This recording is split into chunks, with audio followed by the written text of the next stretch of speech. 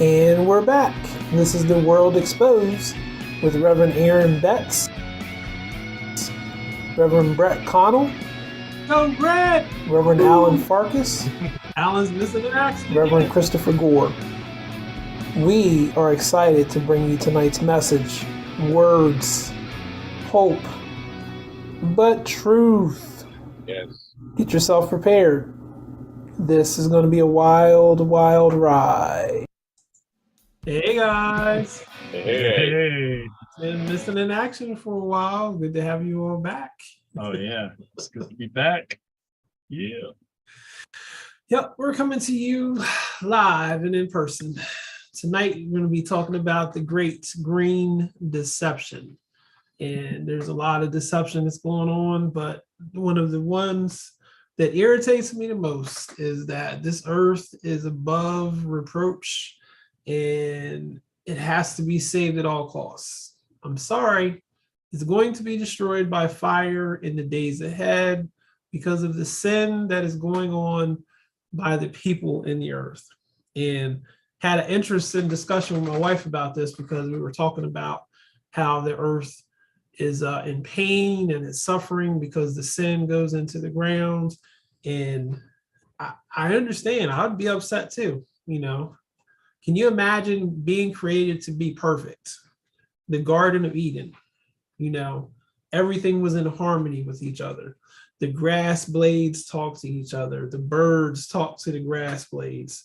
You know, the lions and all of that wonderfulness that God created had to be corrupted by us. Yeah. Yep. That's right. Came by and dumped our trash on it and just said, yeah, take it. And God gave the earth to man for man to rule over it, right? Yeah, we're supposed to have dominion. Yeah. So man's input and even his say-so, Adam named the animals, right? Yep. It meant a lot to God. That this gift meant a lot to God. So there's a healthy stewardship, but then, and like what you were talking about, Christopher, there's this, it's like the earth becomes an idol to people in this agenda. But as a Christian, as a steward, as someone who's thankful to God for giving us this thing, it should be natural for us to steward and want the best. But this whole thing is so twisted, and we're going to try to untwist it and make some straight paths, you know, to the truth. Yeah, it's sickening. One of the things that I saw today, I'm gonna share this real quick, is I know people don't like TikTok, but oh well. Tough. Use it. Ceiling fans, and it's all in the name of Hillary Bond joining me now. Hillary, what do ceiling fans have to do with the climate?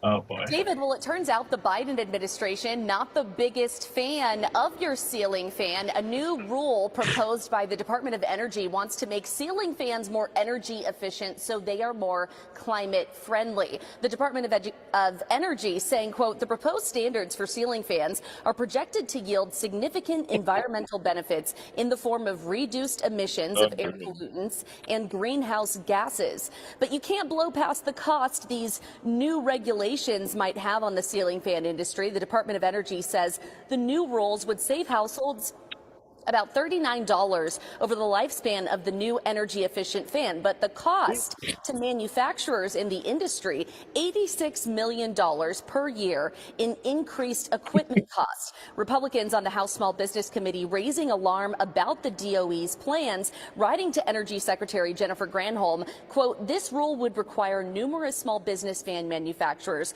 to redesign their products and may put between 10 and 30% of small business ceiling fan manufacturers out of business. The founder and CEO of Super Duty Fans made in Texas, Phil Eggers, tells me this is going to hit businesses, consumers, and workers. Aren't we dumb? I think the big difference is how did that news reporter say all that with a straight face? Right. Without her head exploding, you know? So do you guys remember when they were coming after your washing machines, then they started coming after your natural gas. Yeah. Now it's the ceiling fans inside of your home. It was another product that they started attacking and saying, we don't think you should have that because it's hurting the environment. Well, what about those great big windmills that they have all over the place? There's nowhere to get rid of them. Insane. That the whole windmill and the solar for that matter, but the whole windmill thing is so ridiculously inefficient. Yes. And it is sponsored and stewarded as the answer. Solar and wind are the answer for the movement. But it's been proven. So like Germany, they've gone to renewable energy, solar and wind, right? But here's the thing, it only works 10 to 15% of the time. So what did they have to do? They had to start rebuilding. Yeah, they coined a new German word for something that means dark stillness, meaning no wind, no sun. That's a new word, and so they had to go and start doing coal all over again, and their emissions have actually gone up. What? Their emissions have gone up since they went renewable because they had to go back and do the coal and really go crazy all over again. So the answer, the solution that they're giving is not working. But if you want to look at where California is going, where we're going, Germany already went there, and it's worked out horrible for them. Their energy costs are 5 times more than they were, and it's not working. I don't know how anybody lives in California. Yeah, really. You know, the different gas blends that they have, all of the environmental laws that they have, and it's not helping the smog. It's not getting rid of it. It's making it worse. Yeah. And so there's a push for electric vehicles. Everyone to go electric vehicle, right? I think Delaware has to have them by 2035. Insane. What Biden is trying to do. Mm-hmm. But there's a lot to unpack with this whole thing. But going back to California, so last summer, so about 2% of their population has EVs, right? But to run an EV, you need to charge it. You need to plug it into your electrical grid. And so they're moving the electrical grid off of everything that works onto solar and wind. That's pretty much what they're doing, and they still have backups because they wouldn't work without that. But so the great governor there and the great people there said to the Californians last summer, hey, you can't charge your electric vehicles right now. It's you'll blow out the system. So they're only at 2%, and you're already going to blow the system. So they said, don't charge, don't That's travel. ridiculous. And is this thing not going to, you can't travel? Sorry. We're trying to fix this whole environment thing, guys. We can't travel right now. We have to shut down. We have to be careful with our resources and what we do. And, that's where it's all going. But so inefficiency, much, much, much more expensive, and the great expansion of governmental control. I know when I was working with the government, one of the industries that we had to deal with was the power companies and the power grids. And recently within Delaware, they went through and redid the 69,000 volt lines up and down the state.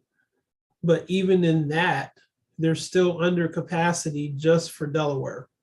Wow. They only have enough to keep us running, where we have all of these power plants, the nuclear power plants that have not been upgraded since the 70s. They're not building new power plants. They're not building new substations. They're just trying to maintain what they have. So how do you do that when we have immigrants coming in here? We have an increase in population. So there's definitely an increase in technology, and everything that we have is dependent in some way, shape, or form upon electricity. So we legislate ourselves into the ground by saying, nope, you can't build this because it's harmful to the environment. I don't understand. I really don't understand. Because it doesn't have anything to do with it. One word. Yeah. Yeah. Deception. Yeah, exactly. Yep.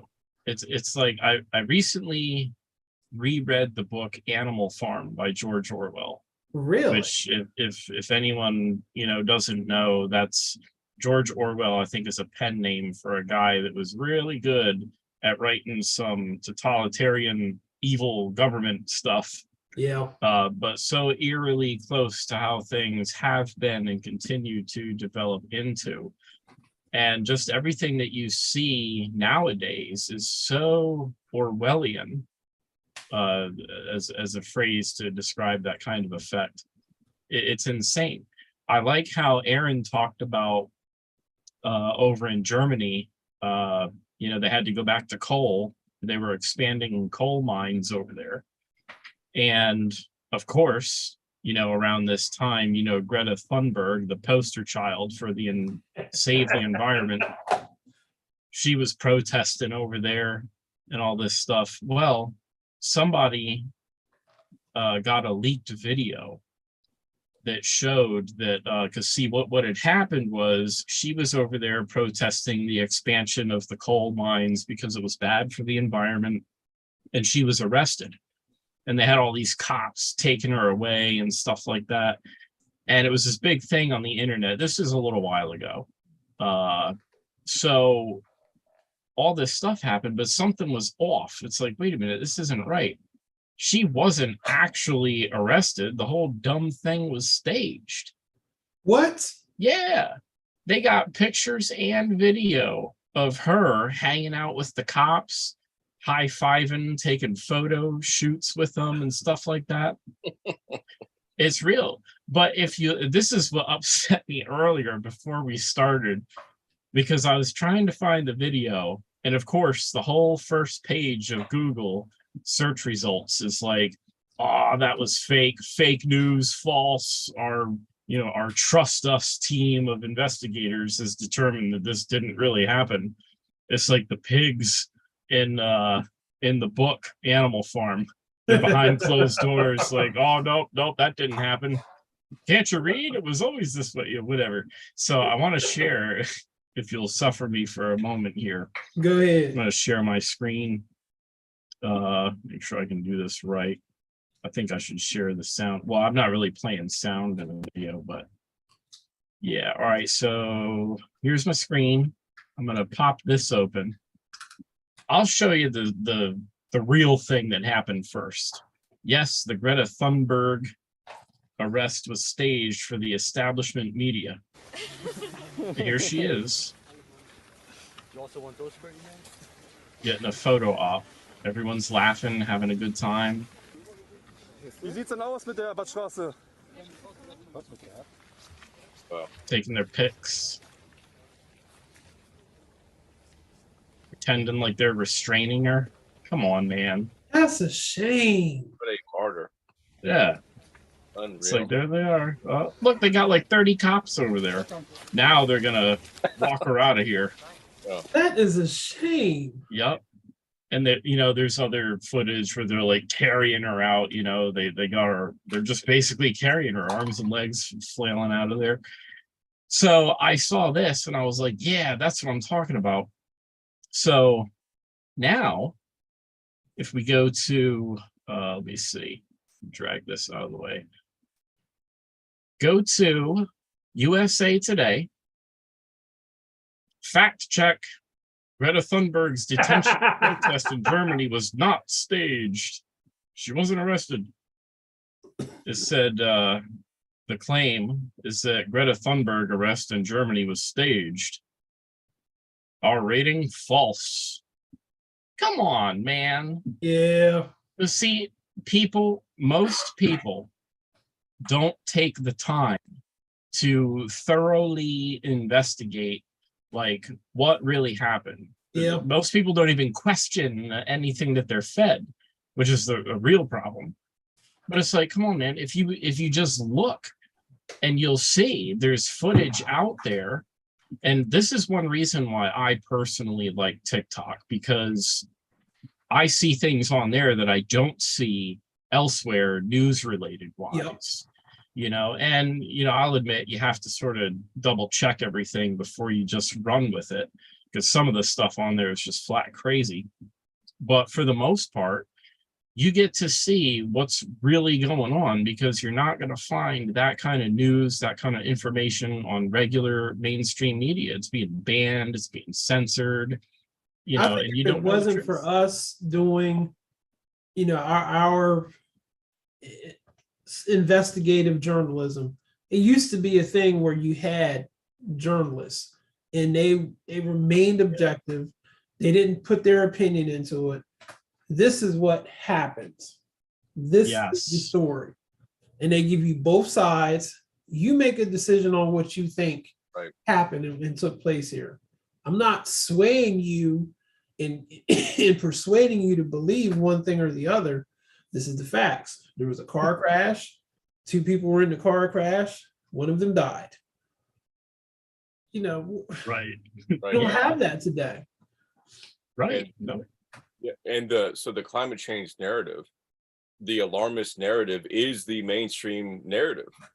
I And remember when Rush Limbaugh started picking this apart, and it really is all about math. And the way that they did the math, they had it skewed to the degree, and I can't remember the term that he used, but let's say, for example, over a 10-year period, they had the math so compressed that it exaggerated the numbers in this 10-year period. And each year they would go back and adjust it so that it would be even higher and higher. And he was like, the statistical analysis, when they started picking it apart, none of it was true. Earth isn't going to fall apart. It's not going to freeze. It's not going to warm over in 10 years. Right. Yeah. And I think what you're talking about there is, it's known as the hockey stick. Everything's going along right, like the base of a hockey stick. Mhm. And there's this spike. Yeah. But it was proven that image, that graph was falsified. Yes. The everything that you're talking about, there certain things were kept out and everything was exaggerated. And there's a woman we're going to watch in a little bit, and she was one of the main people that exposed that and called this dude out. Michael Mann is his name. He was employed by, and she called this guy out. And before she did that, she was kind of with them. She was with the narrative, but she called him out, and then she immediately got blacklisted. She immediately got thrown out. So hilarious. But so I have a little introductory video to climate change, just about the narrative. So we'll watch this real quick. Looking at this.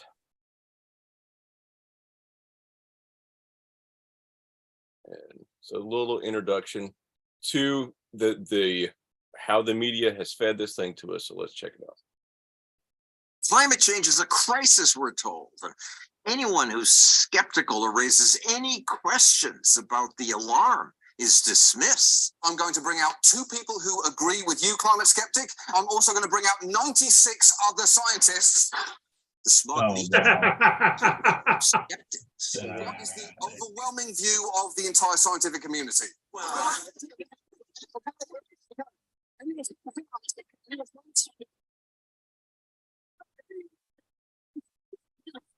The consensus is so strong, there should be a debate. Climate alarmists claim there's what? It's a manufactured consensus. Researcher Judith Curry says climate scientists have an incentive to exaggerate risk. Why? What's in it for them? Fame and fortune. She knows about that because she once spread alarm about climate change. Can you turn it up a little bit, Aaron? Sure. And we'll go back to that. But that was the woman I was talking about. Wow. That blew the alarm on that. But just what she was talking about there, they are incentivized. They get grant money. They get wined and dined. And she went through it too. She said she was wined and dined. She was all over the media. She was a darling. She started to speak out and become skeptical. And then she was blacklisted. And she lost her professorship over it. It's that level of blackballing. Wow. That's insane.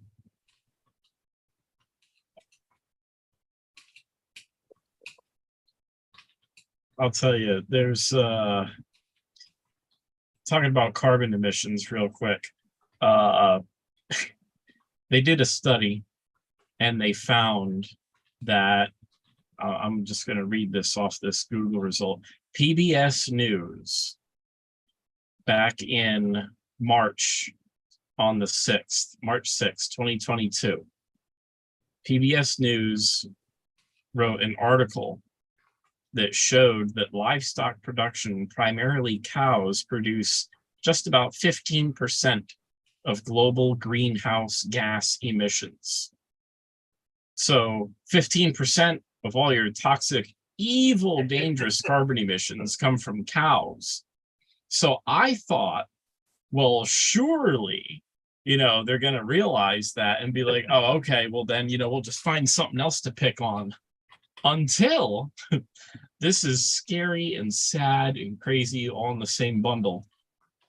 So remember, that was back in March 6th of 2022.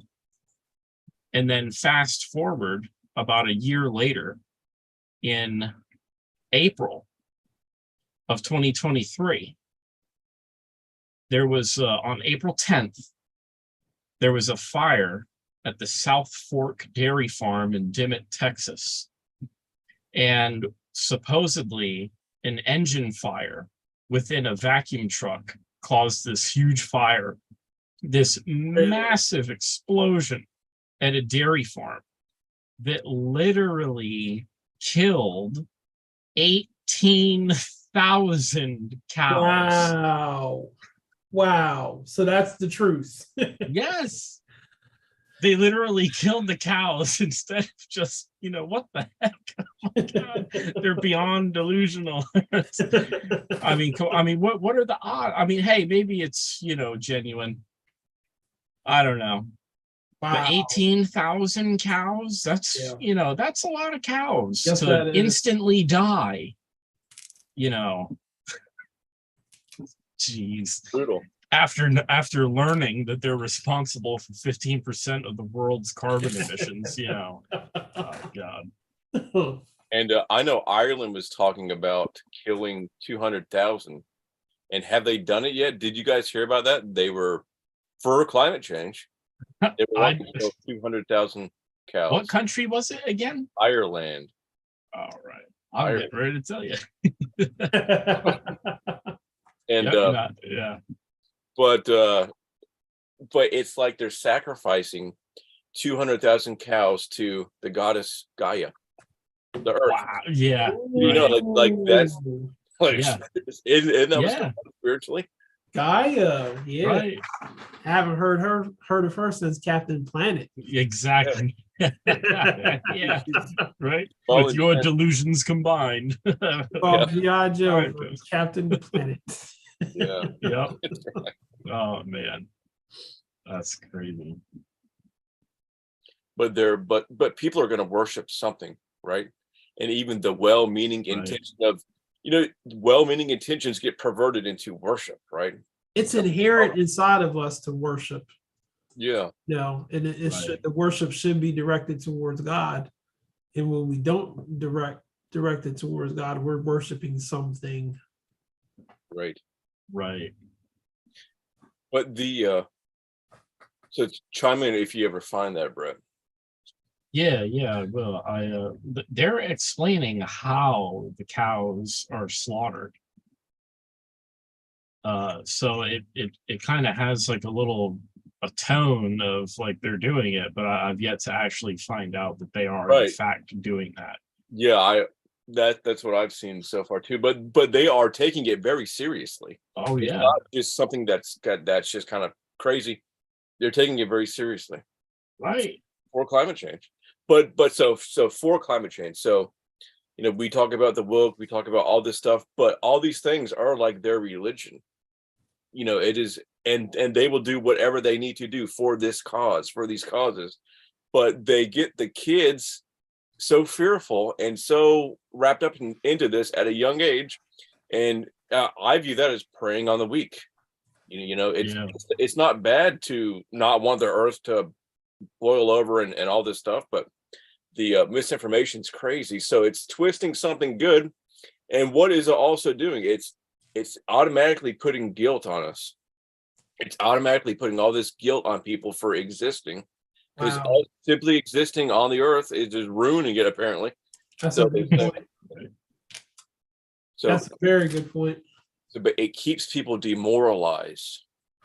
And I go, because this agenda, we know, guys, it's been forming for a long time, but I keep going back to that one whistleblower defector from Russia talking about psychological warfare, and the crucial part of it is to demoralize a country, and we're getting demoralized in every way you can, so that we're weakened to the point that we can be conquered, be led away by any narrative, and so is carbon dioxide evil?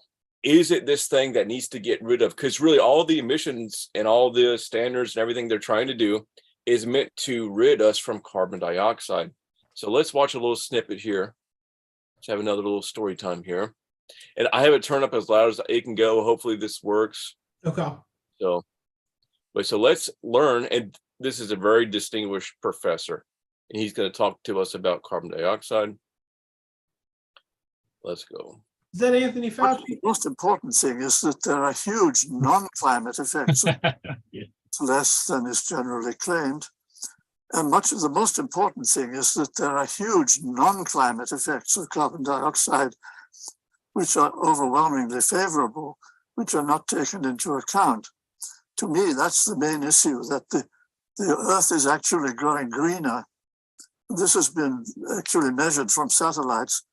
The whole Earth is growing greener as a result of carbon dioxide in the atmosphere. So it's increasing agricultural yields, it's increasing the forests, it's increasing all kinds of growth in the biological world. And that's more important and more certain than the effects on climate. Well, this is where you started your research, isn't it? And so with the whole narrative, and we're told how evil carbon is, do they ever give the side of the story that, hey, carbon's actually making the world greener? And what do plants do? They eat up carbon dioxide. What do wind farms do? And solar panel, it's just the size of these things. They destroy trees and habitat and put these things there. Yeah. You're cutting your nose off to spite your face. The other thing I've heard him say is that the birds are messed up because of it. The noise that comes from these turbines, and the sun reflecting off of the solar panels is not good for the animals. So there's so much this destruction that comes from not allowing God to be God in his naturalness. Yeah. We've talked about this on past shows. You go right outside off the coast of California, and there's huge tar balls floating around in the ocean. If that's so bad, it's so detrimental, why did God allow those tar balls to be there, filled with oil? The crudest part of the oil that's there. There's nothing. I don't believe that there's anything that we can do as human beings that will affect climate change, affect global warming. I just think it's all been made up. It's all a part of this religion, that you were talking about, Aaron. And if you look at witchcraft, one of the practices of witchcraft is for them to strip down naked and go out and be a part of the earth. Right. And they go out in groups and they do whatever ritual that they need to do, but they're somehow trying to channel or connect to the earth. But isn't that funny? Because that nakedness is almost like going back to the garden. Yeah. Realizing you're naked and basking in that shame and disobedience that came from the fall. Yeah. Yeah. Kind of trying to rub it in God's face. Yeah, dude. Right. Yeah. And but going back to the you were talking about the bird deaths. So it's about 600,000 birds die a year from the wind turbines, and we're talking about eagles. We're talking about big, nice, beautiful birds. That's what we're talking about here.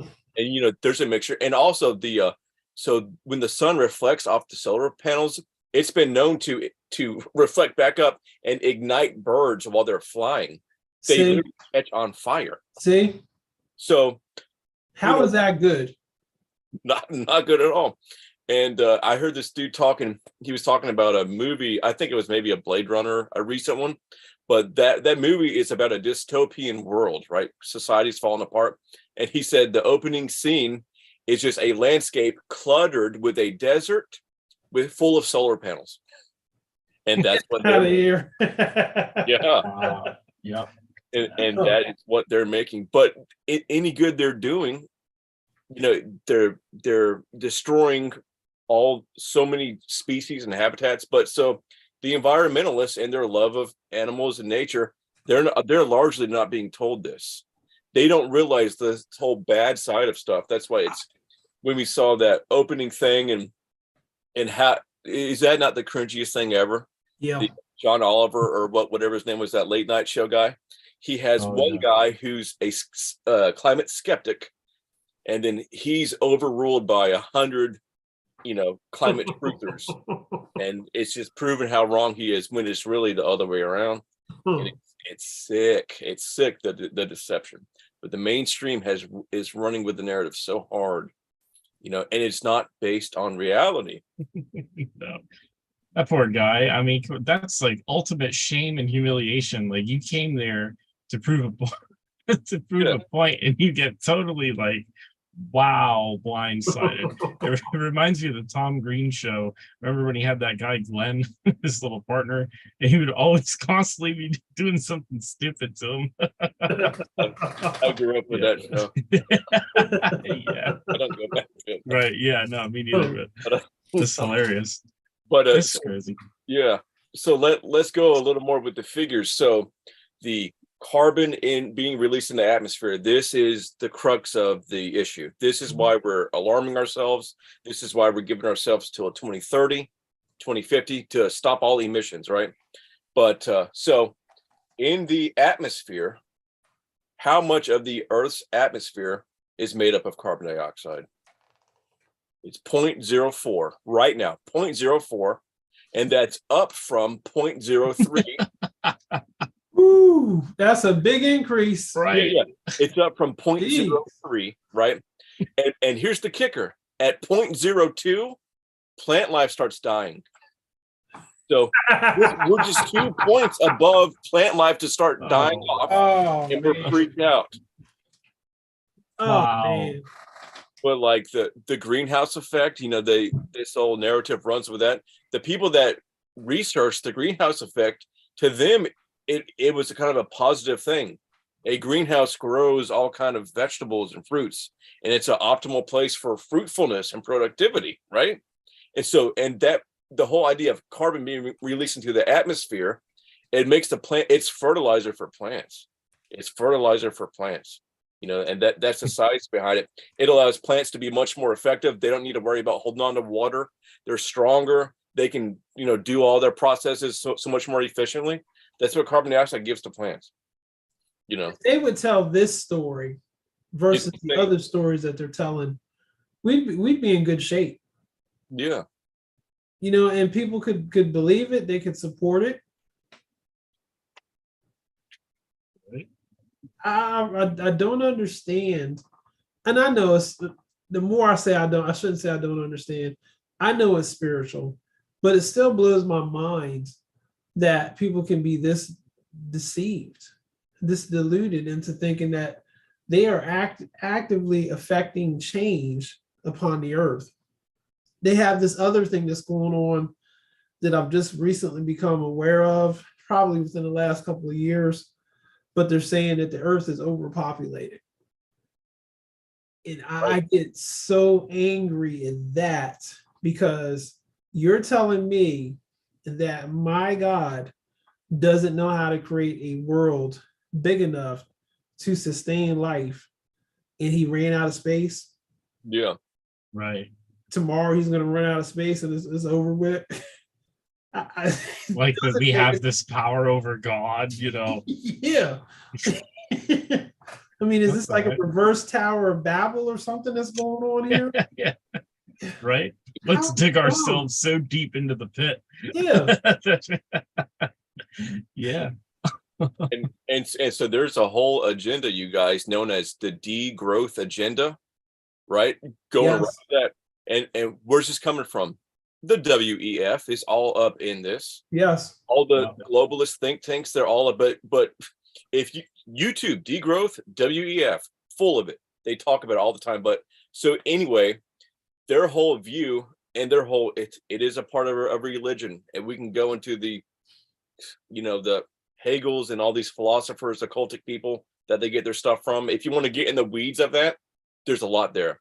But so anyway, they have this belief that humans are a parasite upon the planet. That's the core of their belief. The whole net zero means that they want to get to a point where humans and any interaction that we have in no way, shape, or form affects the environment. That's what net zero is. We don't leave a footprint. We don't do anything to at any way contribute to any effect or change to the environment. Baloney. Right. And like we were talking about, God gave the earth to us. These people are trying to say, no, you're actually detrimental to this thing. But God put in us everything we need to properly take care of it, to steward it, to grow in it, to grow as a people, to be fruitful, multiply. That's and then the blessings of God. But the degrowth is saying, no, you're going to have to do a lot. You're going to have to do with a lot less. We're going to have to stop worrying about being prosperous, and we're just going to have to get by. But Larry Fink and the WEF, Klaus Schwab, and all their people, all the people that control, they said we need to move away from an economy that deals with production and consumption into an economy and a way of life of sharing and caring. So last time I checked, if you're starting a business, it's all about being functional. Consumers, producers. Yeah. That's what an economy, that's how it thrives. They're wanting to move away from that to sharing and caring. What is that? Sharing. It sounded like socialism and communism mixed together. Yes. But the people that put them there's going to need to be people over the sharing and caring. And these are called stakeholders. The WEF already has this all the way up. And Vivek Ramaswamy, when we played a clip of him at the Woke Show talking about stakeholder capitalism, and it's talking about there's these people that are being head over causes, industries, and they get to decide where the sharing and caring happens, right? So this whole communist thing, it's hidden. It's not hidden. It's in plain view. And if you research the degrowth and the stakeholder capitalism and how this green agenda ties it all together, takes away people's rights, takes away the ability for people to thrive and just submit to the system that they give you. I mean, that's where we're at, It's crazy because they do this thing in Antarctica or Greenland, wherever it's like an ice chamber, and they drill way super deep into the ice because the land there, the ice sheets have been untouched for so long that it's like a perfect history keeping record book of what the earth was like at that point in time. The further down you drill, the older it goes. So they pull up these perfectly cylindrical, sheets of ice, and they analyze different parts of it to find out what was the average global temperature, 1,000 years ago, 10,000 years ago, 100,000 years ago, whatever. And they also measure the CO2 levels at those times that correspond with whatever temperature. Don't say it. Go ahead, say it. It's like it's so stupid because this crap has happened before countless times. Right. And it's like this whole theory of, ever since 1950 and beyond, man has, in its absolute power of total dominion, has superseded God and all forms of power and has created all this global warming trash. And it's just not so. I mean, the facts say otherwise. I have in my possession a PDF document from Reading University. It's a debating journal that was published September 19th, 2019 by a guy named Piers Corbin. You can Google it and probably even just download it. And he wrote a paper and he cites all of his sources and everything he used in the article to prove that this man-made global warming is not real. It's just not. And he has the charts, the graphs, the data, everything, all the references. I mean, it's really thorough. And he explains why things appear the way they do, but it's not because of this man-made global warming stuff. There's too much money to be made in this agenda. That's it. By all these people. That's it. It really jerks my chain, boy, when people, I don't have a problem with people owning electric vehicles. If that's what you want to do, go right ahead and do it. I have no problem with that. But when me do it though. Yes, exactly. And when you start saying, oh, it's cheaper to do this, and oh, bad you person for having a combustion engine. Hold on a minute, because in actuality, electric vehicles are still 45% more expensive to make than combustion engine vehicles. And that's from InsideEVs.com. Yeah, that's right. They publicly announced this. And here's the thing, that this is the sad part. In order to make lithium ion batteries, okay, you need a couple of different metals to do this. You need obviously lithium, which they make by scooping up like salt flat, type land material, and what it takes so many millions of gallons of water to like saturate this stuff and then let it sit out in a field for anywhere between 12 to 18 months. And this stuff has to evaporate. So like what's left behind is like the actual, it's like a white powder is what lithium is. And it gets refined through that evaporation process. So you take the lithium, you have to mix it with other metals like manganese, and there's another one, but then the last one is cobalt. And I didn't know anything about cobalt except it was like a cool blue color, until I started finding out that this stuff is like super dangerously highly toxic. What? Yeah, cobalt is like really nasty stuff, and you really need like all kinds of protective gear, like skin, respiratory, eye, like everything. You really shouldn't be touching it without a hazmat suit. Here's the thing, over 70% of the world's cobalt supply is in the Congo. Let's book our tickets, everyone, and go to the Congo. But what people don't realize is that the cobalt is mostly in the Congo, and the lithium that they need is mostly in Bolivia. So you've got like these like really kind of bad off countries that don't really have like a justice system, for example. And or any regulatory thing. So honest to goodness, and I've seen things on the internet, a lot of this work, a lot of this mining labor is done by child forced slave labor. Yeah.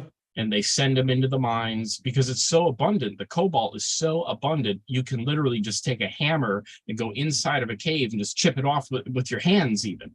It's that abundant, but it's super toxic. You think those people are going to give them even gloves, let alone all the other equipment that OSHA would say you need? No way. Healthcare, nothing. Nope, nothing. Absolutely nothing. Yeah. So these people that drive around with electric vehicles that rub in everyone else's face, this false green agenda, it's like you're driving that vehicle that was likely built by child slave labor for your lithium batteries. And how, okay, so you get the lithium and the cobalt. Now, how are you going to send it over here?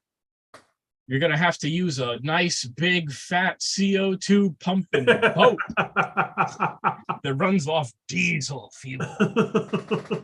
You know? God bless and you. It's like you can't escape the fact that you have to still manufacture these parts. And the plastic, Chris, we were talking before the show started about oil. You have to have oil to make everything. A rubber tire on your electric vehicle uses about like 10 to 15 gallons of oil for one tire. Your toothbrush, you won't hear them plastics. say that. Yep, everything uses oil to be made. Any kind of plastic, really. And I'll tell you what, it's just a huge rabbit hole. There's so much to say about it, but reining it back in, it's like you have all these electric vehicles boasting that because you don't have to pay at the gas pump, it's so much better for you because you're not using the big, bad, evil gasoline, but it's still 45% more expensive to manufacture the vehicle. And do you know what the average price of a Tesla car battery is? $200. $15,000. What? Yep. For a battery? For a battery. Yep. The battery costs average between all their different models $15,000. The most expensive one is $18,000. Wow. Now they claim, oh, it'll last a while. All right, guys. This rechargeable battery right here, I don't know if you can see it.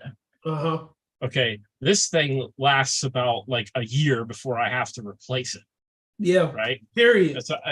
Yeah. Multiple recharges, but it's going to die. Yeah.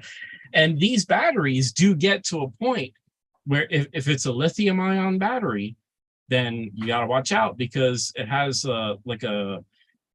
it runs off cycles. When you charge the battery up to 100%, that's one cycle. That battery has a certain finite amount of cycles in its life expectancy. So if your battery goes down to like 95% and then you charge it back up to 100, you only charged it 5%, but because it went up to 100, that's another cycle. Wow. So keeping it plugged in, bad. Kills the battery. Yes. Wow. You need to let it run down to about 30% before you charge it again. I've been through this with laptop batteries because, I used to repair them all the time. I know. If you keep it plugged in, that battery is going to die. Next thing you know, you're going to unplug it and go to take it somewhere and use it. And that battery is going to start screaming after about 30 minutes. Yeah. You won't even have time from the warning to like save your work and shut it down. It's already going into suspend mode. Yeah. So I just leave it out until I actually need it. But yeah, cycles. Right. And people don't realize that. And what about the electricity to charge your electric vehicle? I don't know about you guys, but when I used to live in New England and it was the winter time and you had electric heat, your electric bill was like, screaming at like $800 a month, at least. That was with the thermostat on 65. That's wild. That is completely wild. Yeah. Electric is insanely expensive. And like, if you're plugging in, just watch the meter outside your house. Plug in your electric car and start charging it and go around to watch the meter. That thing's spinning so fast. I think there's an after image. Kilowatt hours are turning. Yeah, it's crazy. So imagine a quarter of the population going EV, right? So that would put tremendous stress on the grid. The EPA is coming out with new regulations to remove all coal plants, to shut them all down in this country, and to scale back natural gas 50%. So we're going to have all that those new inputs all over the country, but we're scaling back. We're setting ourselves up for a complete meltdown. There's nothing else that's going to take the place, that's going to fill the gap that'll be left behind by shutting down the coal or the gas. Like, I'm sorry, but a solar panel charges a battery. You're only going to get, if you understand about electricity, you have your voltage, you have your wattage, you have your amperage. There's your amount of voltage, and then the amps, the force behind it. You're not going to get to run a whole lot of heavy duty stuff off of a battery for very long. No. You're just not. No. It doesn't have the throughput. It doesn't have that force behind it. So it's crazy that they're going to cut out all these, major ways of. In other words, what I'm saying is there's no way that you're going to run this country's basic necessities even off of wind and solar. You can't. But it's not possible. We do not have the infrastructure to do that across the entire country. No. Not only do we not have the infrastructure, we don't have the skilled labor to do maintenance work on this. We they're sending people to Florida now for the storm. What happens, where are all of those people at in Florida that should be ready to do maintenance work on them power lines? Ain't none. Nope. Ain't none. Right. So what do we do? So if Florida gets a storm, what if Georgia gets a storm? Everybody flocks to Georgia. Yep. Not enough skilled laborers. And if you even look in the construction industry, there's not a skilled labor force there in order to combat the things that are going on within that industry. It's brutal right now.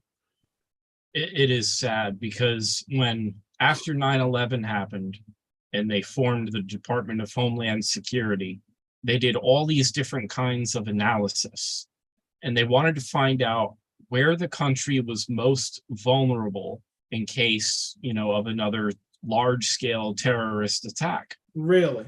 And what they did was they found out, and they published in one of their papers, shortly after 2001, they said the most vulnerable place in this country is literally the power grid. Wow. Has not been updated, changed, or very little maintenance since like the 60s. I believe it. That's bad. The transformer stations. Remember the stories? Remember the blackout? I forget what year it was. All up the northeast, off the coast. Yep. Boom. A squirrel? Yeah. A squirrel got to a relay station? Really? Don't believe it. Come on. Nope. And it's like, come on, man. But that's just it. They had to come up with some bogus story to play off the whole fact that it really does only take a bomb, or let me rephrase that. It takes a calculated, well-placed strategic maneuver of some kind to like a single power relay station, and then a whole lot of people are out of luck. Hey, I don't know if you guys remember, but recently within the last couple of months, there have been attacks on those substations in different places around the country. And they even had some here in Delaware, where people would just go and take guns and start shooting at the substation. It's the craziest thing in the world. Not only are you affecting yourself by doing this, you're affecting everybody else in that region. So now we have a shortage of supplies, because we're screwing ourselves with the oil. How are you making those conductors? How are you making those insulators?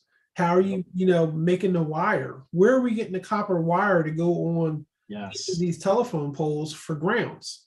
Yep.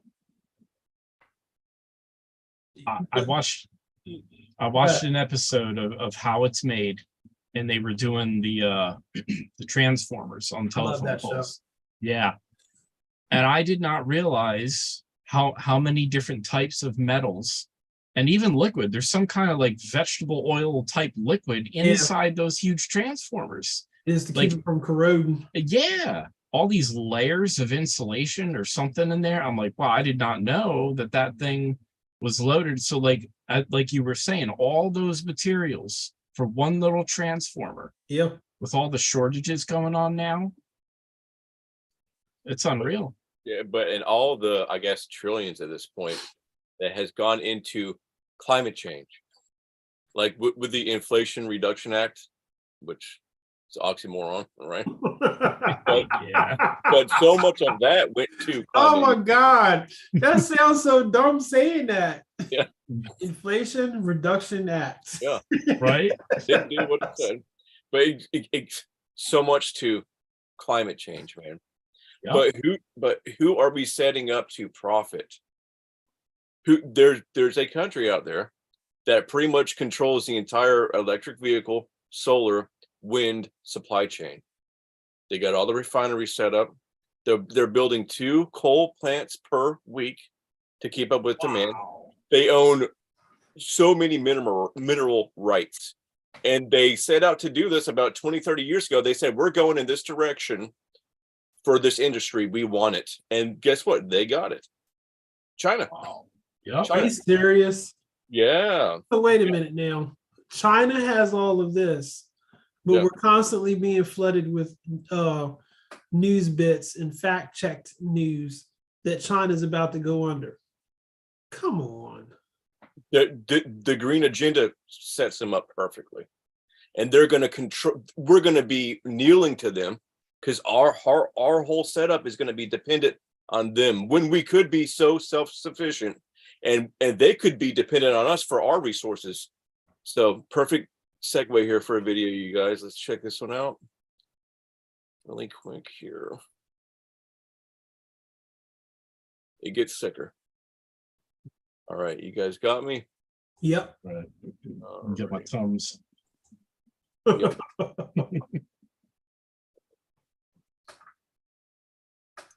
The biggest trump card the West has, the biggest by far geopolitical trump card, is the vast energy resources in countries like Canada, the US, Australia. And that the governments of these countries don't play their trump card and shooting themselves in the foot instead tells you something is going wrong. The Chinese, that is their weakness, that they are heavily reliant on energy imports. They have coal for perhaps another 30, 40 years. And that's it at current consumption. And it's quite a lot. Their coal deposits are, limited. Not like Canada or the US, where they're almost indefinite, huge, massive. I don't know exactly what the situation is in Australia, but I wouldn't be surprised. It's also worth a few hundred years, at least. So, and believe it or not, even Britain is sitting on a kind of like gold mine. They discovered offshore coal 10 years ago or something, and they estimate it's somewhere between 1 trillion and 23 trillion tons, so would last for 1,000 years, but it's offshore. But what the point I'm making is that we know from history that most of the big wars in the 20th century were fought over energy. Energy will be one of the most, and of course IT, but IT is easier to. So I still have to go back to God. He knew that we were going to need these natural fuels. He knew we were going to need gas and coal and oil. And he said, okay, here's a certain spot here on earth. I'm going to flood it right there. I'm going to leave it right there. And I'm going to have some dumb person walk around, be like, oh, what's this big chunk of black? What is this? Oh, let me heat this up and see what it does. yeah, God conceals a matter, and the glory of man is to search it out. To grow, to find cool things that God planted, knew that we would find it, knew that we would grow. Yeah. They're trying to steal our story, man. They're trying to steal our. It's really a part of our relationship with, as a people, as God's people, finding out what he has stored on this planet, to progress. But when you date back when fossil fuels, and we'll say the Industrial Revolution, right? What about 1910 or something like that? But so right around that time, the lifespan of man, a little before this, was about 32 years, right? Yeah.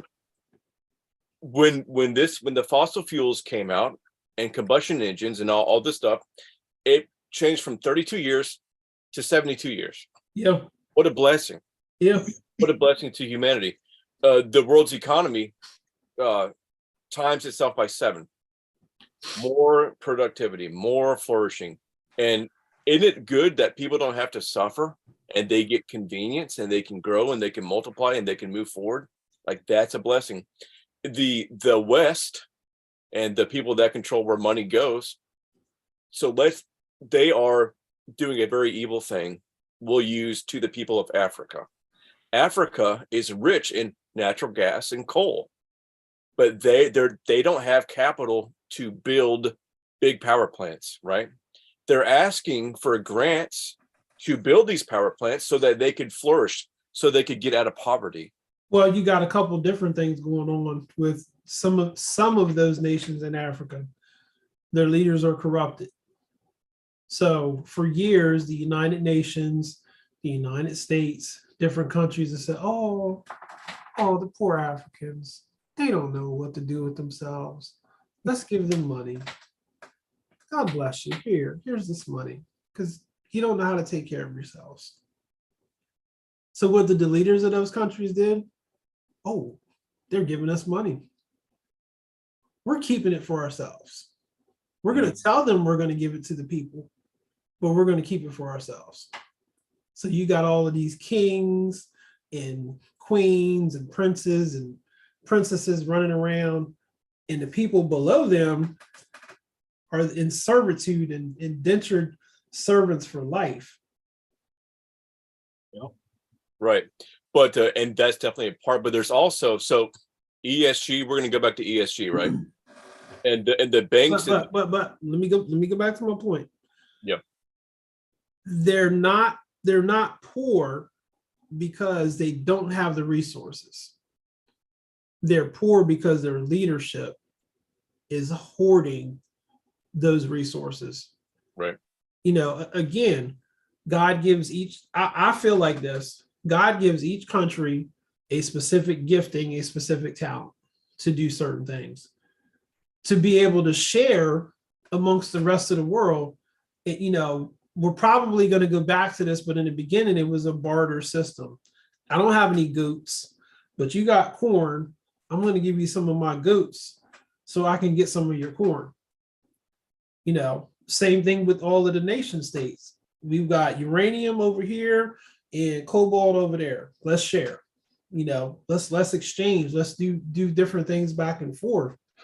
But the deception of the greed, I'm keeping this all to myself, and I'm gonna be greedy about it. It affects everybody. And this is the categories of sin that we have to deal with. It's not the little man under the kings and the queens. But if you look at the United States, we're under the same type situation, because our leaders have become corrupted and said, you have to do certain things. And in order for you to be a human being, you have to have an electric car. You have to conserve your water. Somebody was talking about water, how they put these restrictor plates in certain places on the water faucets, in the showers. Oh my God. You can only take. How are you getting clean? Yeah. Yeah. Wow. But Flint, Michigan. Yes. All right. Let's talk about Flint, Michigan real quick for a second. They were like, oh, all right. First of all, that whole thing even happened because they were trying to cut costs to keep their profit margin nice and big for themselves. And none of the equipment was serviced or updated or maintenance or nothing. All the fail safes completely failed, and just nasty water went through the whole system. Yes. But the mayor in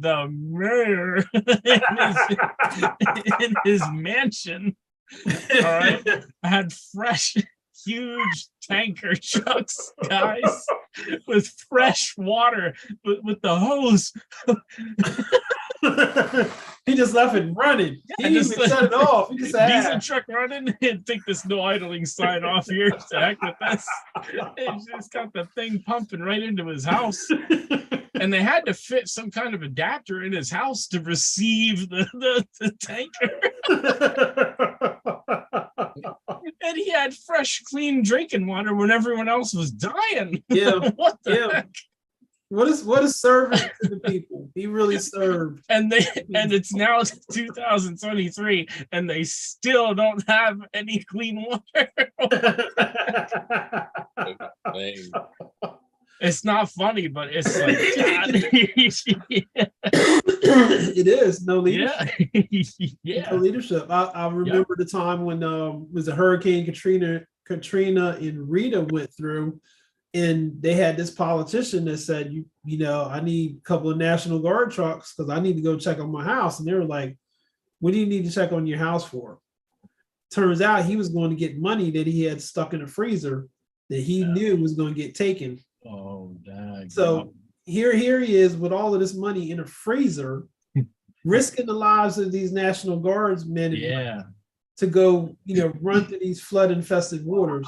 Not because of he wanted to protect his animals or he wanted to protect somebody's life. Right, yeah. I gotta take care of my money. Yeah. Yep. That's big. Corruption's everywhere, man. But in terms of this whole infrastructure that's trying to invade the world and the control that does not let people be self-sufficient, I was talking about African countries. They cannot get loans from banks to build power plants. They can get loans for solar. They can get loans for wind. And this thing is a phenomenon. It's so much so that I heard Jordan Peterson talking about it, but it's called green colonialism or energy apartheid. It's such a big deal. And, you know, the ones at the top could be corrupt and could be playing along like the Republicans play with the Democrats. But but this is a great injustice. So you talk about the whole compassion of the green movement or wanting people to, you know, just the best for people. Well, this green deception is full of the opposite. They want to control people. But so these countries in Africa, their resources are getting taken by the Europeans, by the West, right? These controllers, but they're not allowed to use it for their own good. Yeah. But it's a great injustice. But what is that doing? It's keeping poor people poor. Yeah. And the whole allure of socialism and social justice is for the disaffected people, for the victims, to help them out. That's what they sell it, but it's the opposite. This agenda makes the poor more poor. It messes things up even worse, trying to make you think that it's doing something good. But that's the grip. But and going back to ESG, so ESG, you can give a rating, you know, it's in the corporate world, right? But it's also in this whole nation building side of things. They give ESG scores to countries. Okay. So they're working it so they give them to individuals. Yeah. They're working on doing that. And that'll be like a social credit score with the whole thing. But anyway, so the ESG score, so they evaluate environmental, social, governance. They evaluate all that and they give you a score. So they evaluated a country, Sri Lanka, that agreed to go along with their E. And their part to play was to do away with synthetic fertilizer. What? They were going to nationwide go for natural fertilizer, right? And they did this. This already happened. And their decision to do this got them a 98 out of 100 ESG score. They got a high score, man. Uh-oh. So they went these two. So they kicked out all synthetic fertilizer, which is ammonia based and stuff like that, right? And they went to organic, but their whole infrastructure fell apart. Their whole harvest went to trash. It ruined their economy. They rioted. It destroyed all their stuff. But this all happened with the seal of approval of their ESG rating being a 98, right? Wow. So it is meant to control. It is meant to destroy. Yeah. And this whole socialist thing, it's about wasting the most amount of money and doing the least amount of good and capturing whatever you're trying to regulate. Yeah. Completely capturing that thing. So Sri Lanka, they got their moment in the sun with a 98 ESG score. Then they fell apart completely. You know, chaos, weakened people, and messed up people. So this whole and this was a green agenda. That's what caused them to do that. So this whole, and so I parallel this where we're going in this country with our grid. You know, we need to move fast. We need to get things going. We need to get on electric vehicles. We need to revolutionize our grid so that we're all friendly. Rush to do it, and that's what Sri Lanka did. They rushed to bring on all the natural fertilizers and do away with the synthetic fertilizers, and it destroyed them. In history. Do you see like a tie to this? I mean, history repeats, man. All of it is an Antichrist, because it's like it's a copy in each country of what these things are. It is meant to take these countries down, to pull them down to nothing, to where they have anything. But how on such a large scale, everything is being repeated over and over and over again, and it's nothing but for destruction. Yeah, and so, but how these solutions come about? They come about from experts. They come about from stakeholders. They come about from the people that are managing everything, and they destroy every time. Like in the famine, in Mao's famine of China in the 50s or whatever, that killed 50 million people. It started from he wanted to revolutionize agriculture. Oh my God! And that resulted in a famine that killed 25 to 50 million people. What was this? I view that right here too.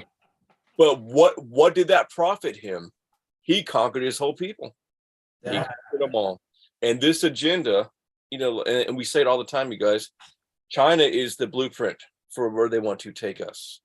Right. And that's why it's getting all tied. Let's play a hypothetical game here for a second. What do you suppose that these people in power, let's say they are completely aware that this whole climate change, I call it global warming because that's what it was originally called. And then, they don't like it. Yeah. So what do you say that they know the whole thing's a fake hoax, but in order to push their agenda, to make their money, to drive everything into that funnel of destruction that they require to prosper and benefit for themselves, what if they know all that, but they're actively trying to do everything in their power behind the scenes to create as much CO2 as possible so that the scientific data could attempt to reflect the lies that they're speaking? And I'm saying all this because I want to share this with you guys. I have a website from NASA, the Fire Information Resource Management System. Oh. And I'm going to show you guys a live map of all the wildfires on planet Earth right now. Uh-oh. and I'm actually going to show you all the fires going on around the globe in just the last week, in the last 7 days. Okay. So I'm going to share my screen here. And I'm going to show you guys. Now, on the right, you see we've got the historical view, August 28th, 2023, for a week, just a week's worth. Now, I'm going to slide this out of the way. This here is all the red dots are active wildfires in the last 7 days. How is that possible? I would wager to say that if you account for where the population density is on the planet, and not just, land, period. I would say that about a quarter of the planet is on fire right now. Wow. That's prophetic. Yeah. That's prophetic. And it's like all these wildfires are releasing CO2 and other greenhouse gases. And there's been a whole lot of talk about some of these fires, mysteriously starting in various different methods, like laser beams from the sky. Wow. Just throw that out there for people to look up if they want to. Understood. But it's like, what the heck is going on? This is like unprecedented stuff. And I just thought, what if they know that this stuff isn't real? But they have to have the data reflect that it's real. So they're starting all these wildfires all over the place to just hurry up and get as much CO2 in the air as they can so that they look right, so they can make more money on their electric vehicles and other things that they're trying to do. I think that's coordinated, Brett. I really do. I really think it's coordinated under the Antichrist spirit. I really believe that, that all of those demons and angels that are working together with that could have a human being that they're interacting with and saying, hey, I need you to go start a fire. Okay, I'll do it. Yep. Look at South Africa, man. Insane. That's wild. The whole thing's lit up. That's wild. Now you can't get your grants for your wind power and so your power plants. Oh God. Well, that's messed up. It's funny because the battery stuff, and you were talking about the cobalt and all the health stuff. It could turn out so like we'll go green, right? We'll go all this stuff, but then 10 years down the line, they're like, wait, we didn't see this, guys, but this is actually very hazardous. But the crazy thing, Aaron, about us going green is nobody else is doing it. Yes. Yeah. Period. Other countries are doing it. Yeah. China isn't doing it. Russia's not doing it. That ties in to what you said earlier, though, about the satanic plan that cripples and makes into slaves each individual country. It can't be the same for everybody. That his evil plan is tailored specifically for each nation's particular weakness. And what worked in Sri Lanka won't work here. But with us, it's the whole gotta go green. It's crippling and destroying us because that's what it works. Thought about that. Yeah. And the ability to be productive is you're going to need fossil fuels. So it's like, and it's also the judgment of God. I mean, we got to bring that up a little bit too. Oh, yeah. We're going this way, but it was proven out. All the numbers were tallied. China's increasing their emissions. India is increasing. All these other countries are increasing. So even if we go completely EV, it won't do anything. It won't do anything. Wow. This was vetted. But so why are they going after carbon? And this is just something I'm going to throw out, but why carbon, right? Why carbon? Well, if you refine fossil fuel emissions, and they have ways of refining it through coal or whatever, to take all the bad stuff out, right? You will still be left with carbon. So if you refine fossil fuel emissions to their most point that they can be refined, you'll still be left with carbon, and that's not a bad thing. So this whole idea, carbon, one of the basic elements. Yeah. Mm-hmm. But you could tweak this thing here, tweak that thing. There's a whole chemistry understanding to this whole stuff, but you cannot get rid of carbon from emissions, from fossil fuels. You can't get rid of it. So even if it's a good thing, you've refined it, it's not doing anything bad, you can't get rid of carbon. So if they're wanting to get rid of fossil fuels, they would have to say, all right, carbon's the issue, because they're going to refine this thing down. They're going to get the science perfect, but we don't want this thing to exist. We don't want productivity. We don't want people to be able to be prosperous. So we're going to demonize carbon. Yeah. I just thought that was pretty interesting. Yeah, we have to use antimatter now, everyone, because the carbon is bad. But I thought about this. I've thought about this for a while, and I could be wrong or way off base, but I think that Satan hates life in any form that it's in, period, because God created Satan.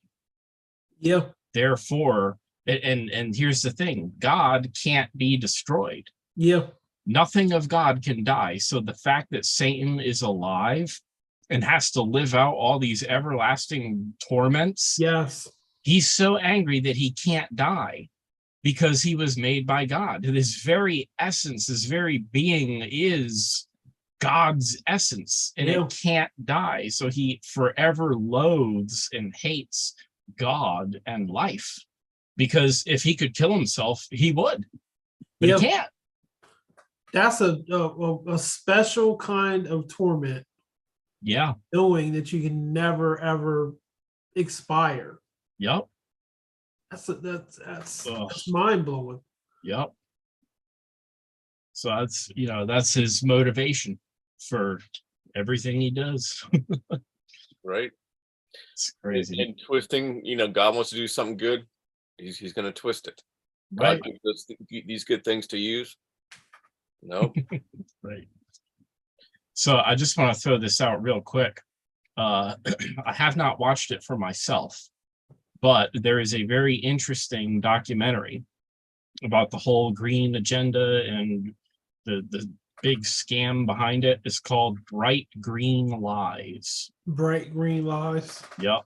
It came out maybe a year or two ago. They worked on it for about 3 years and released it, and it exposes the truth behind your wind power, your solar power, the environmental effects that it has, all these things that they don't want you to know about it, and what the real cost is, associated with it.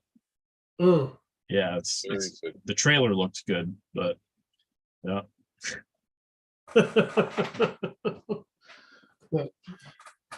Still writing that down.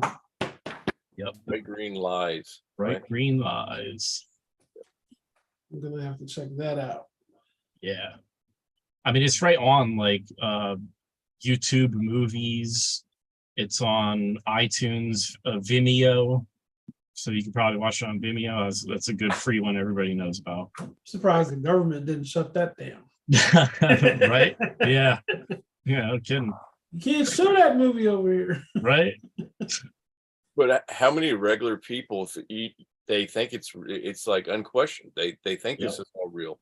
They think we're heading towards, a kind of a green bad deal, Right. Yeah. A lot of sheep. Common knowledge to people. Yep. A lot of sheep being led into a hoarding pen, and it's sad. And we got to help people so they don't blindly be led to their destruction. But at the same time, you don't want to put a giant fluorescent sign over your head that says, "I resist all things the government's doing, come to me." Yeah. Right. But man, I'll tell you, it's bad. It's getting bad. And people talk about systemic racism or whatever, but the green agenda is systemic. And there's like in the universities, you only get grants if you are pro narrative. Yep. You get nothing else. So it's like, well, let's figure this thing out. Let's get both sides. It's not, they view it as a settled science. That's their word, settled science. So it's at the highest reaches of. That just means they've convinced themselves that they're right. Right. Yeah. Since when has science ever settled? Like, I thought the whole point of science was to continue to test theories and scientific method. Yeah. Right. I have a theory. I'm gonna test that theory. So I develop a hypothesis. Then I test it. Yeah. Find it works. I start all over. Or it doesn't work, I start all over. Yeah. Method. Right. Yeah. Yeah, no, it's a, so can you guys hear it when I play a video? Yes. Yeah. Okay. So I have another video on that topic. Let's just to hit this point home. Look at you, Mr. Johnny. All right. So this is the woman who I was talking about, who called out that guy for that graph, that falsified graph. Oh yeah. That woman. So she was pro narrative for a while. She was saying, hurricanes, climate change, she had these correlations. And then in her fame, in the middle of that, people called her out and said, you need to look at this stuff. And she humbled herself. She looked at herself and said, wait, I was wrong. Say that again, Aaron, because a lot of people don't, Yeah. you know that they're wrong, but they refuse to say it. It's so rare. It's so you got to respect this woman. And so I won't belabor it. We'll go right into it. So the researchers aren't stupid. They know what they need to say to get funded. Exactly. This is how manufactured consensus happens. Then, even if a skeptic does get funding, it's harder to publish because journal editors are alarmists. About 10 years ago, the editor of the journal Science, she wrote this political rant about we need to stop emissions now that was published in Science. So what kind of message does that give? Promote the alarming papers and don't even send the other ones out for review. Getting published is crucial to researchers because that's how they advance in academia. If you wanted to advance in your career, like be at a prestigious university, get a big salary, have big laboratory space, get lots of grant funding, be director of an institute, well, there was clearly one path to go. So alarmist researchers control the discussion. They publish lots of scary papers, and alarmist media jump on those. Time magazine says climate is everything. Good Morning America agrees. Climate change has impacted everything from conception to pregnancy. Transportation congestion, the size of Did he say consumption? Yes, sure did. Oh boy. Oh my God. Wow. What does that even mean?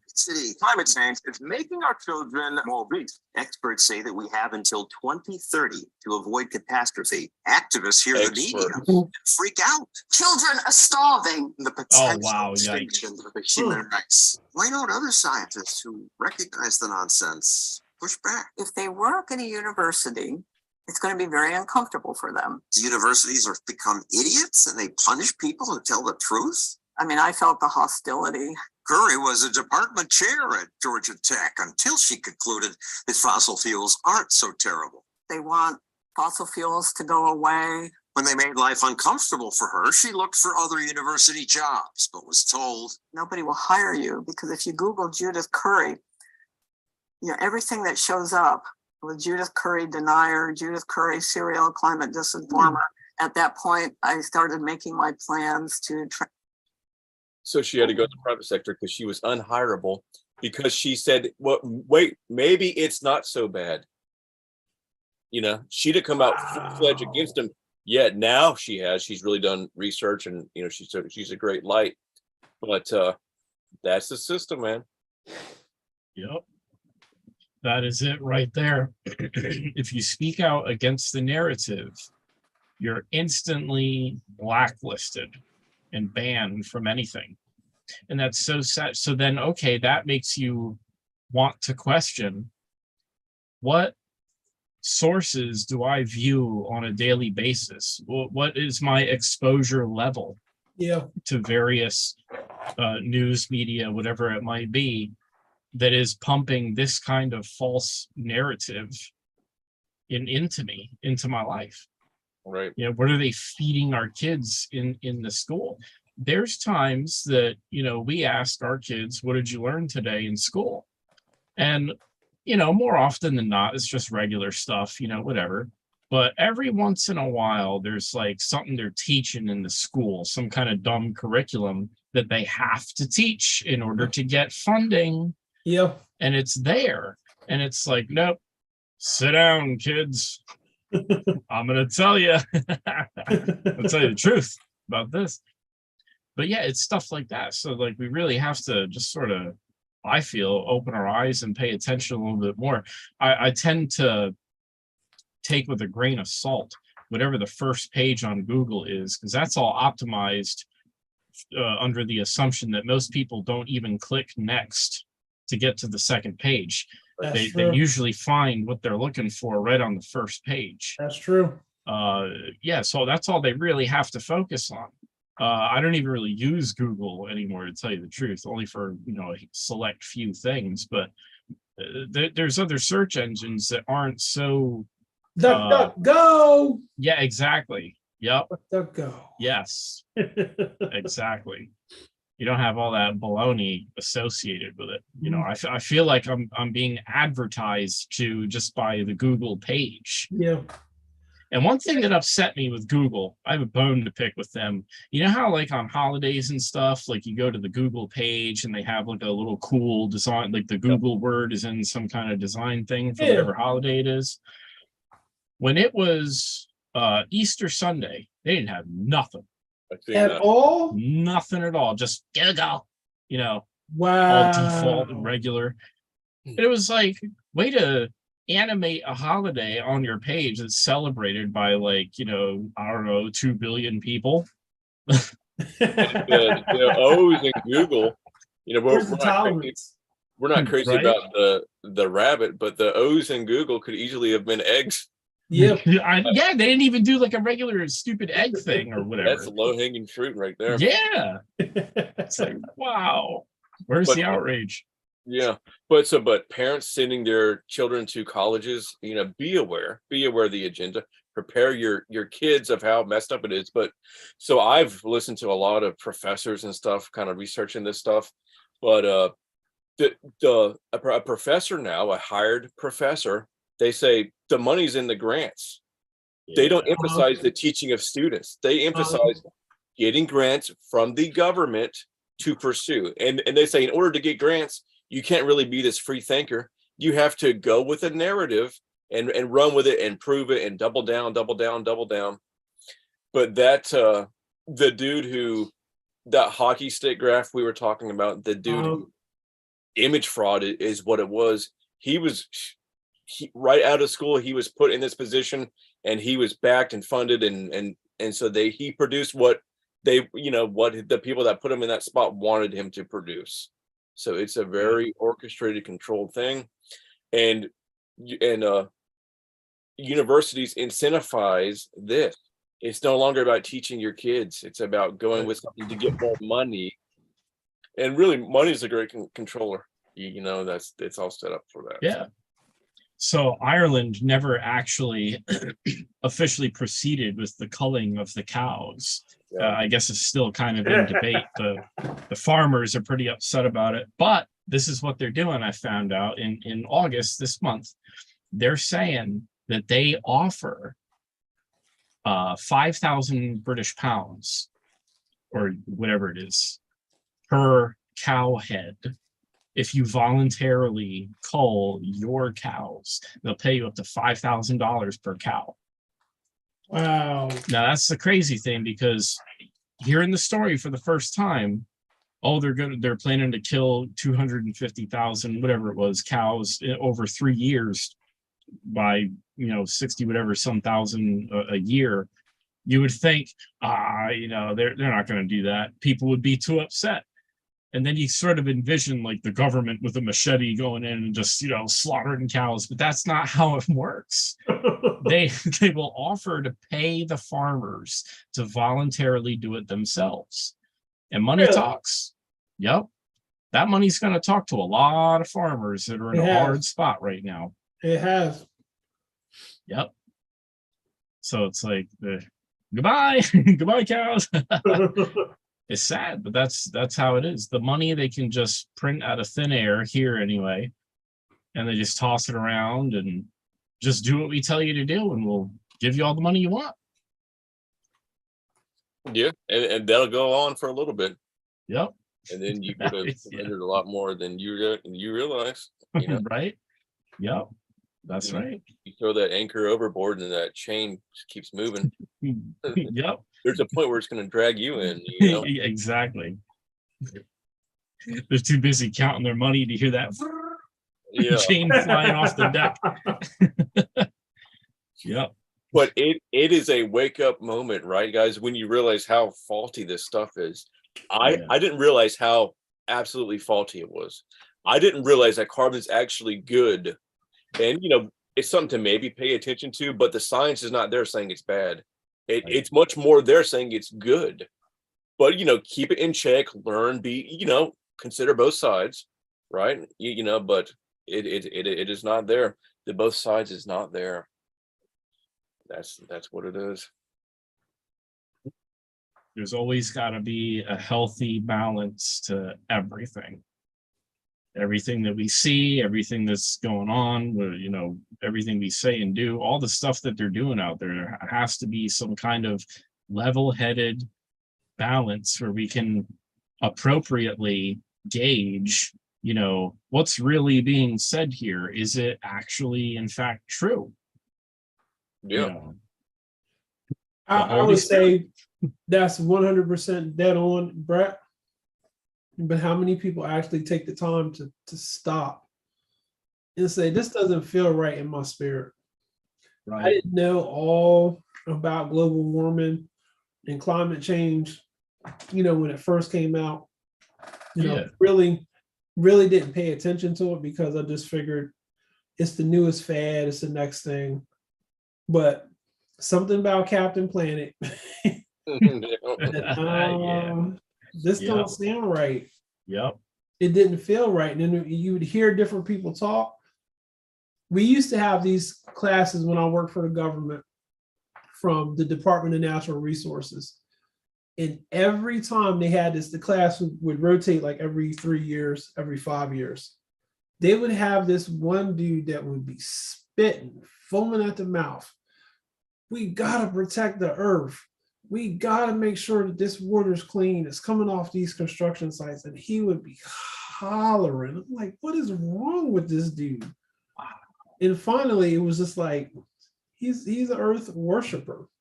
Yes. He's an earth worshiper. And they take it so seriously. And I would like to refer to myself as someone who would be an old-time conservationist. Right. I appreciate the earth. I don't litter. I despise people who do litter because I think you should take your trash and put it in those nice, great, big, round containers that they make for them so that they can be taken. Right. It bothers me to no end that people don't take the time to put their trash in the trash or they throw it out the window. But it's a whole nother story. But I like the earth.